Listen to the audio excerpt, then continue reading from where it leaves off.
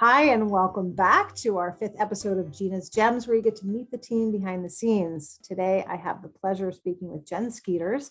She's one of our senior consultants on the West Coast who's here to provide some gems, some ideas to ponder around mental health challenges and solutions in the large employer market. So Jen, thank you so much for being here. Great to see you. Let's kick this off with sharing a quick fun fact. Thanks, Gina. Well, recently I've really been getting into the Olympics. I just love watching it because I myself was a competitive swimmer throughout most of my childhood and young adulthood. And watching those races just takes me right back. I was never in the Olympics, but I can still smell the chlorine just watching them.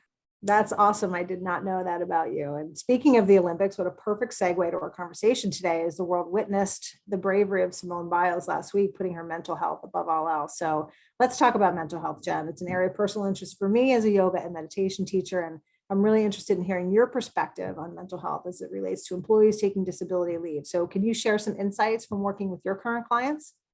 Absolutely. One of the most unique things about mental health claims, as opposed to, say, a traditional physical disability, is there really isn't a definite beginning or end. Mental health claims can come on gradually and subtly, and they can be nonlinear in their progression. So it's kind of hard to know when you're at the tipping point where you really need to take a leave of absence. And likewise, when you're recovering from a mental health disorder that might have taken you out of work, that recovery can also be gradual and nonlinear. So it's really important for employers to think about the mental health of their employees throughout their employee experience, not just when the employee is on a claim. Yeah, I think you make a really good point here. So I'm curious, what can an employer do for their employees when they're not out on a disability claim? I think the biggest thing is just really promoting good mental health at an organizational level.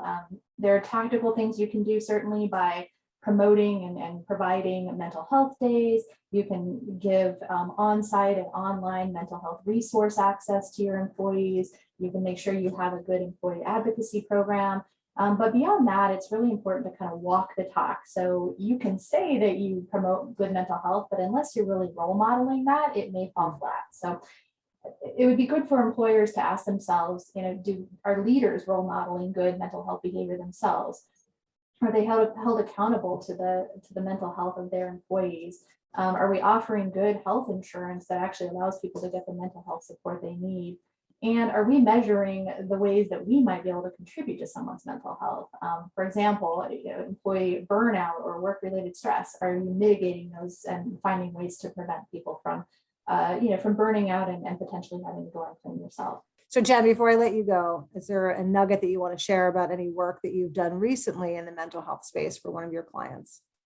Sure, I can share what we're doing for one technology company.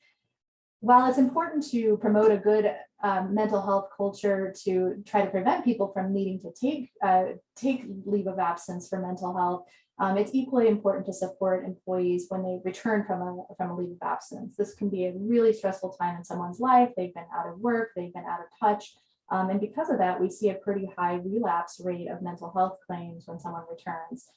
In order to try to mitigate this and prevent some of these potentially preventable relapses, we supplemented this employer's return to work program with some touch points that occurred after an employee returned to work from the administrator. It was important that this did not come directly from the employer themselves, so that the employees felt like they could be honest about how they were really doing.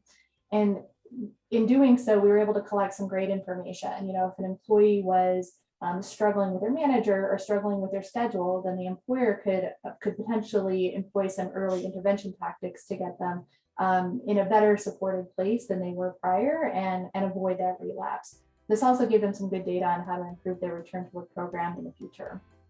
Yeah, I bet. Well, that's great. Thank you so much for sharing your insights. It's been very enlightening. And to all of you who joined us today, we hope you enjoyed this episode, and we hope to see you for our next, which is a really fun, lighthearted topic relative to the complexities of compliance. So we'll see you soon. Thanks so much, Jen. Great to see you. Thank you. Bye-bye.